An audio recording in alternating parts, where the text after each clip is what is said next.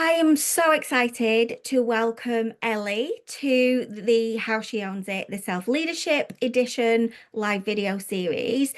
Rather than me try and explain what you do and go into all of that detail, Ellie, I obviously can share that you're an osteopath and that you're transformational coach, but I would absolutely love it if we just dived right in because I've been excited for this conversation and for you to share a little bit about who you are, what it is that you do, and how you are amazingly changing the world in your way.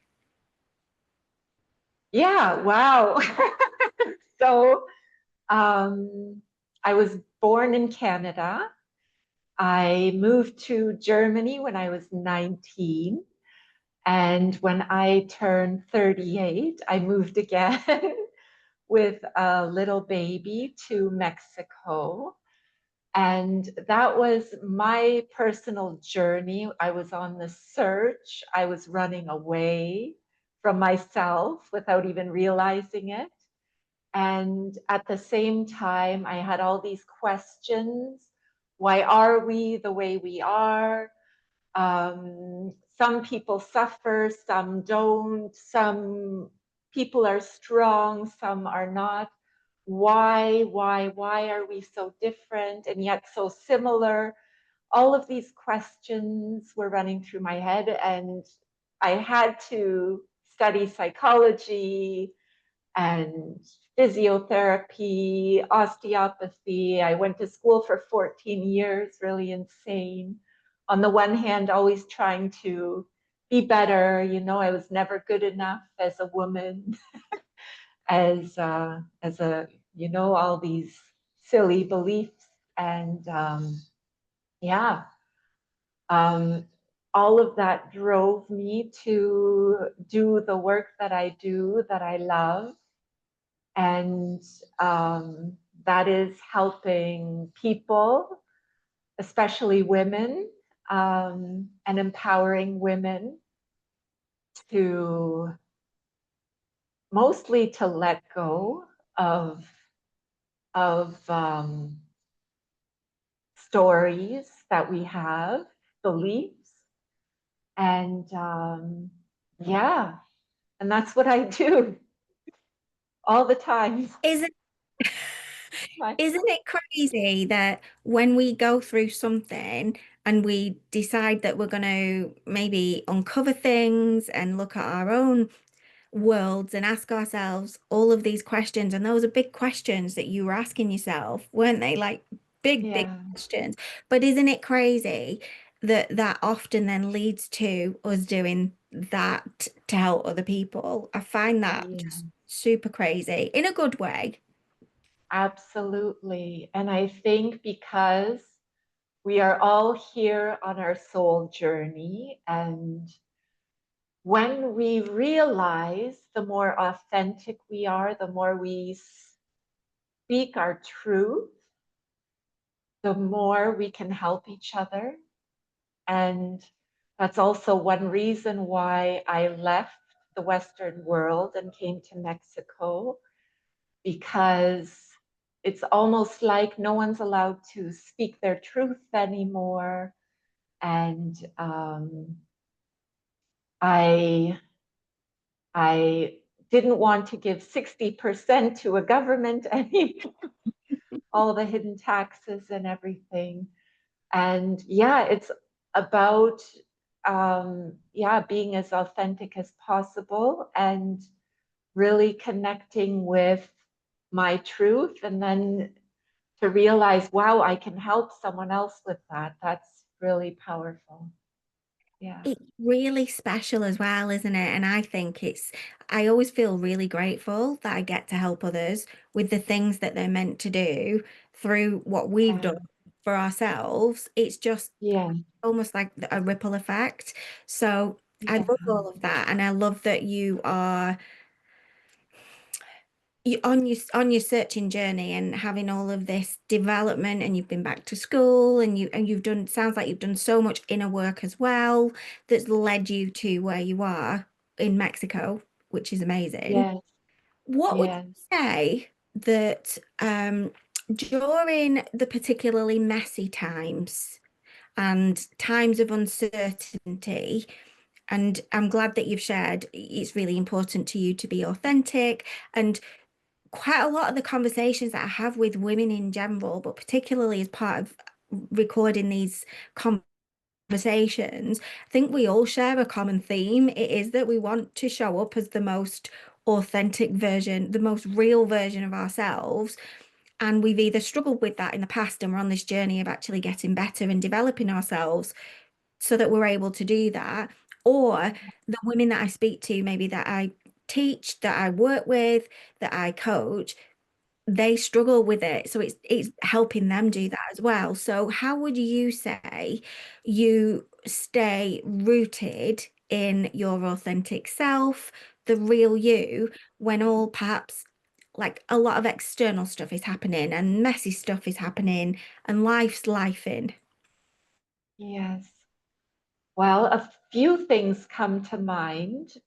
For one, I feel really blessed to have a daughter because she shows me many, many things like, Mom, uh, no, that's, she just puts a mirror in front of me and shows me when, um, when I'm lying to myself, when I'm lying to her.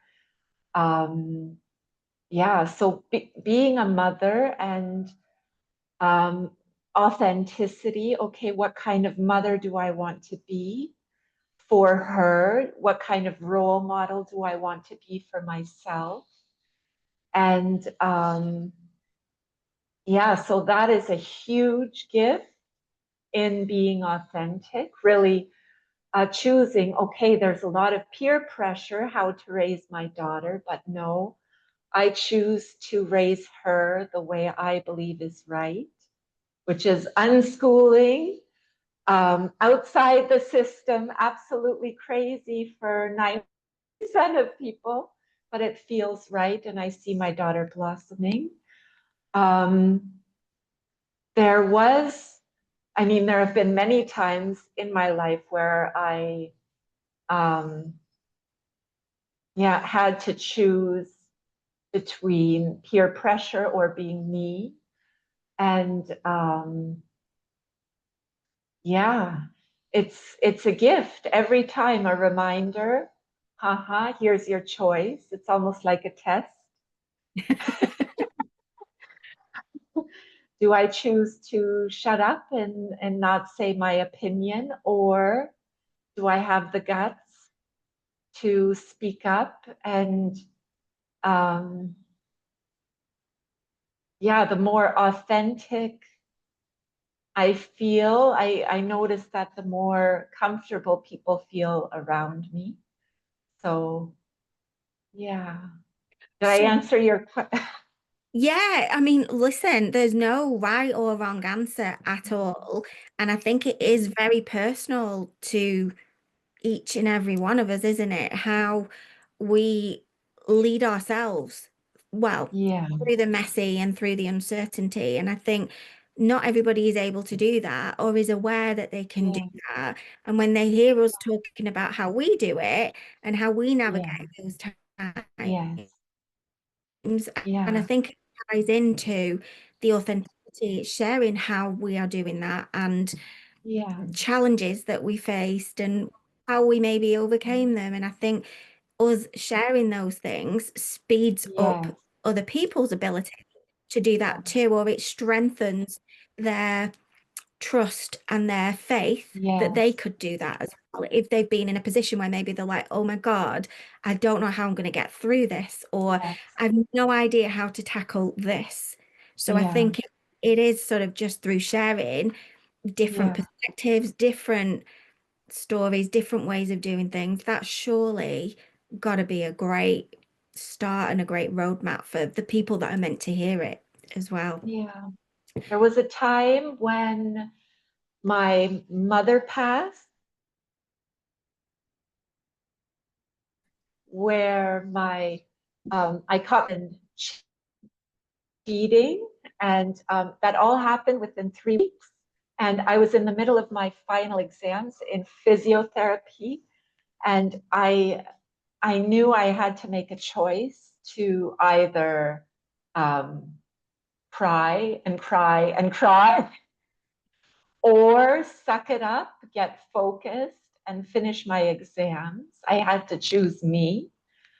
And that was a huge gift um, it was like I was expanding my mind in that moment, going through a pain and choosing me, and not the images that I have of, oh, I'm not good enough for this guy, he has to cheat on me, or oh, yeah, my poor heart, oh, my mother, I'm motherless, all of these things. And yeah, to really choose me, my path, and to get clear on what I wanted. So, and I did it, and that was a huge lesson for me. So, yeah. I think it's such a testament that whilst all of this was going on, you chose to choose you rather than Mm, let everything else consume you and yes, kick you out. And I think yes. I can relate to that in that my mum passed away last July after a battle with cancer. Oh, My mother-in-law passed away a few months later, and then our family pet passed away in January this year. And I think if you can choose you in whatever way that looks like, and even just take teeny tiny steps forward and nurture yourself, and if that looks like self-care, or it looks like continuing with a course or starting something new, or just giving yourself a little bit of time, I think when life's like that in the way that it did for you and it has for many people, life doesn't take you out, does it? It doesn't take you no. out. It maybe knocks the wind out of you a Mm, lot, but I think if you can develop the skills that help you keep coming back to choosing you, yes, that's such a powerful yes, place to come from. And I like yes, that's such testament to you that you navigated that incredibly difficult yes, time with all of those things going on, and yet you still chose you. You still continued with your studies and you still gained the qualifications that you'd set out to do. yeah. Oh, my deepest condolences, Julie. Oh, Yeah, no, I thank you. feel for you. Yeah. I appreciate. And yeah, and look what you're doing. You're empowering women. Thank you so much. Thank you. No, Thank you. you're welcome. I think it's just I relate to you so much on that level. And Mm, a lot of times when life's, it can take us yes, out. It literally can. And I think I kind of yes, um the analogy I often use is that we are very much like cars and car engines. And unless we're regularly servicing the parts of us, our mindset, our energy levels, whatever that looks like a car, like the oil, the water, the petrol, the yes, tires, we're keeping ourselves roadworthy, then we are off the road for a lot longer than had we actually been doing that. And I think you choosing yeah, yourself and doing all the things that you did kept you yeah, roadworthy, even though you were dealing with this incredible pain and incredible tough time yes, that you were going through. yes. So, That's beautifully put. Yes, absolutely. And it is about, I mean, we all have a choice, and um, even in these hard times, there's a beauty in it. It's like I felt the moment even more present. The past became just images, and the now is became so real, and it's a powerful gift in that moment. And then to know I have a choice to choose me, and take care of me and really feel, what does my body need right now? What does my soul need? And what do I want in life? And um, to get really clear, those moments are precious, I think. Yeah. And yeah, yeah. So through all of that and everything Mhm. that you've navigated and all the things that you've experienced and all of the gifts that you've experienced as well as the tough times, what would you say Mhm. self-leadership means to you? Because that clearly, from my Oh, perspective, from the outside looking in, I can see that thread throughout it all, but I'd love you to yeah. share what it actually means to you. So, absolutely. It's about taking responsibility for my actions, my thoughts, my habits. And there's a beautiful saying, uh, we, um, most people don't know what they want, but they are sure that they don't have it. And when I heard that, I thought, yeah, that's so true. We are. And I realized I am exactly where I wanted to be, even with a husband that wasn't really meant for me. I was protecting my heart. And so, yeah, I was exactly where I wanted to be. And my soul was screaming for truth. And so, self leadership, take responsibility. I ignored so many signs that he was cheating on me. Why? Because I didn't want to change. So, take responsibility, get really clear. How do I want to be treated? How, what kind of man would I like to attract? And in business, who do I want to serve? Um, yeah, self leadership, taking 100% responsibility for my life. And that goes very deep to the soul level. I Yeah. think it can be a very hard thing to do that, can't it? And it can be a very messy process. I know for me, when I Yeah. first decided to gain a coaching certification, I went through the process myself as a client so that I could understand what would be happening with my clients. That was really important for me to see that. But also, I love to walk my talk as well. So I like to be doing the things that I'm trying to say to others, these are the things that you should be doing. But you spoke about, your daughter holding that mirror up to you and really holding that there.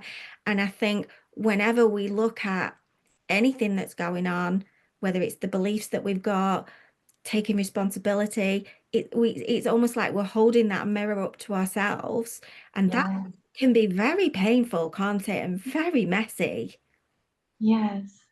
But it, And I think it's less painful than living the lie, yeah, lying to myself and living in protection, like I have to protect my heart from pain. I have to, all of these subconscious beliefs and stories that we tell ourselves. We think we're protecting ourselves, but in reality, we're we're sabotaging ourselves. And um, yeah, to go really, really deep. Not everyone is willing to do it, but when we do it, it's it's life changing, and there's no going back. It's it's get a gift, and My greatest mentors have been Byron Katie, which I love. I don't know if you've heard of her. No, I Byron haven't. Katie, the work absolutely transformed my life. And Maria and Stefan Kramer, they do contextual coaching. I spent a lot of time with them. I did all of their seminars, all of just absolutely incredible. And in that phase of transformation, that's when I was able to fall in love. That's when I was able to um, exceed my goals in business. And when we really are willing to do that work, it's just life changing. Yeah. Would you say that doing the inner work, I call it inner strategy. I know some people call it inner work. Can include belief transformation, can't it? You know, all of that. Would you say that doing that, choosing yourself, has been really key then to everything then that happens on the external side of that? So energetically, you were in a different space, you cleared the path for the life perhaps that you wanted and the partner that you wanted. Maybe you could expand on that a little bit because I'm curious as to whether that was maybe like the catalyst then to getting everything that you wanted. Absolutely. So with me, I moved out when I was 14 years old, and I just didn't feel safe at home. Um,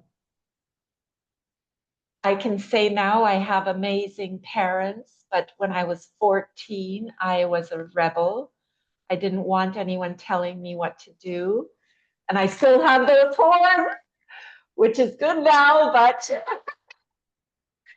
so I moved out when I was 14 and I had all this grudge against my parents. And um, I was only able to be successful when I let go of that grudge because I realized um, that we humans would rather be right than be happy and fulfilled. And I wanted to prove to the world that I was this victim. And so that kept me small and to really look at, okay, my relationship with my parents, wow, they're actually really amazing people. And um, I'm really grateful that I have them. My mother passed, unfortunately,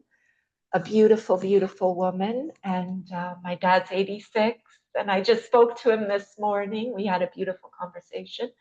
But to let go of that victim role with my parents, and um, this might touch someone's heart, but also stories of rape and abuse, and they all kept me small. And to really go deep and heal that and let go of the victim role um, completely changed my life. So um, does that answer the question? Yes, beautifully. And thank you for sharing all of that because I'm sure it's, Yeah. it's not always easy. And, your vulnerability is just very admirable. It's just the realness, the rawness. I'm sure you will touch somebody. You said this might touch somebody's heart. I'm pretty sure that it will. Do you Mm. think that you letting go of the stories and the taking radical responsibility for you and your decisions and the way you want to live and everything, and the authenticity piece were maybe also key to you owning all of the different parts of you fully? Now that took longer, I must say, because and I'd say I'm still on that journey. And because, huh, I want to scream all this from the rooftops. And Do I'm it. in that process right now um, to train my voice. I'm doing singing lessons every morning because I've kept my voice so small and always listen, going through 14 years of school, sitting, listening. Do they like me in business? Am I good enough? They loved what I did. Yay, I'm a good person. No, okay. That's all put aside now. And now, okay, what is um uh I lost the so yeah, to be able to scream all that, what I'm really thinking from the rooftop. If I'm one on one, no problem, but to scream it from the rooftop, I'm working on that now, and I'm excited about this because I never wanted to sing. It's been a fear of mine, and now I'm starting to speak louder, and wanting to sing and just, yeah, so I am still in the process. And I hope it'll never stop. I think that if you are somebody that's committed to really taking a deep, honest look at yourself and the stories and the beliefs and everything and wanting to let go of different parts, different experience, different feelings so that we can then move to the next level and perhaps express ourselves in a deeper way, in a different way. I don't think that it doesn't ever stop, does it? That's what I always tell Yeah, people. Like the work never stops. Just because yeah, we're coaches, it doesn't mean that we don't keep working on ourselves. Like the coaches have coaches, so that we absolutely. can carry on doing that. Yes, absolutely. It's a life process, and um, there are situations I still find myself needing again and again. I'm so independent, and those moments of just who can I go to? I'm so independent. Who can I go to when I um, you know, need a hug or need to really let go of feelings or thoughts or um, and I have my mentors, but like, okay, Ellie, get over this independent stuff. Um, it's enough. It's enough. I had one peer share recently that to her, self-leadership is the grit to make the calls when you need to make the calls and get stuff done. But it's Yeah. that paired with the grace of being able to ask for help when you need it. Yes. Sometimes that balance is hard, particularly when you're Yes. somebody that's used to doing things for yourself and relying on yourself. And is that where you sometimes find the balance off, would you say, a little bit? Absolutely. So I am a risk taker. My accountant says I'm a gambler with good results. But with gambling comes Yeah. those moments where it's like, oh my gosh, how am I going to do this? And it's then a challenge for me to ask for help. And when I do ask for help, every time I realize, oh my gosh, this connects us all together. Like, um, and I can lay back as a woman. I can feel my feminine soft side, and which is it's fun. It's fun being feminine and soft and asking for help. And I have to remind myself that a lot. Yes. So, yeah. I love that. And I think it is like we're none of us are perfect, are we? We're all works in Oh progress. my gosh. And so, how would you want to share with other women, or what would you want other women to know about owning it for themselves? Trust your inner voice. When someone is pointing a finger at you, they're pointing three at themselves. So when people say you can't do it, it actually means they can't do it. And you go and you do your thing. And also, studies show that 80% of people are not going to like me or you. It's just how it is. So why bother trying to please the 80%? That's a battle not worth fighting. Find your 20% by being as authentic as possible, by shining your light, by being who you are, and who cares about the 80%? I'm kind of blown away by that stat. I had no clue that that was a thing. Yes, it's And that's crazy. so high, isn't it? And I think Yeah, women in particular do find it very difficult to get to the place where they're actually okay with the fact that other people aren't going to like them. Because yes, I know it took me a long, long yes, time, and still sometimes it does yes, bother me, but not as much as it used to. yeah, But I like the way that you reframed that then and said, why bother trying to get the 80% to like you when it's you're losing yes, fighting almost a losing battle. And yes. I think the 20% that will like us, they're not going to be able to see us or find us Unless, unless yes, unless unless we speak our mind, we say our truth, we are true to ourselves. yeah. And the great thing is, those 20% are allowed to be themselves when we are ourselves. So it's like this empowering ripple of the 20%, and it's beautiful. I couldn't have said that any better. I think when we show up as who we are, we then attract like the people that are meant to find us can find us because we're shining their color Yeah, of yes, light that they can see. So yeah, I think when we do that, we then, without realizing it, give yeah, those people permission to do the same. And like you yeah, say, it's a ripple effect and it just ripples out, doesn't it? And out and out and out and out and out and out.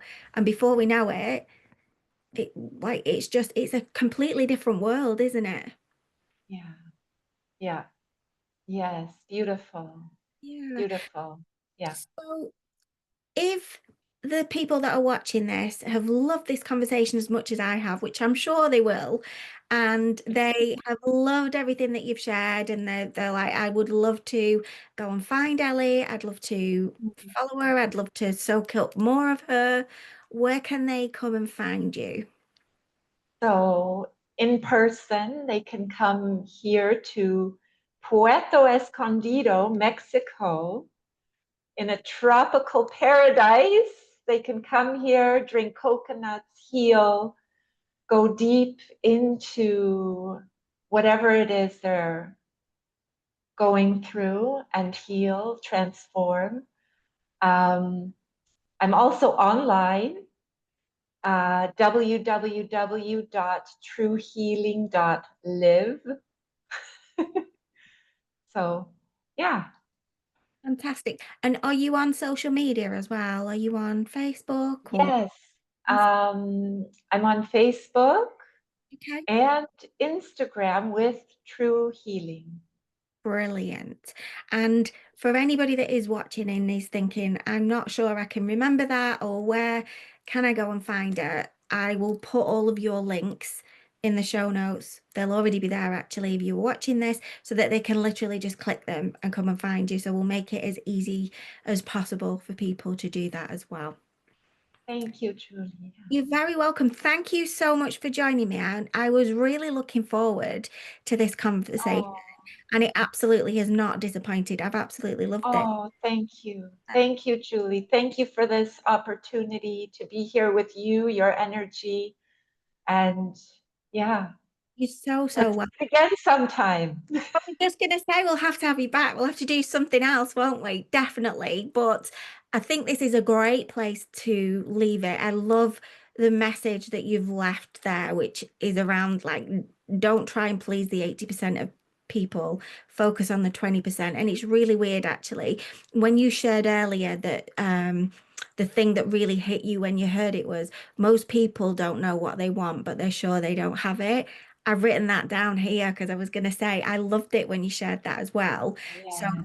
I think I've taken that away as a Oh, like a thank key you. takeaway, as well as so much more that you've shared in this episode. So like, I've had so many insights that I'm going to take forward, and I'm sure that everybody listening will, have the same feeling once they've, absorbed it all and soaked you all in. Thank you so much, Julie. It's great to be here with No you. Thank worries. you. You're very welcome. And for anybody that is watching, I hope you've loved it. I will see you in the next episode very soon.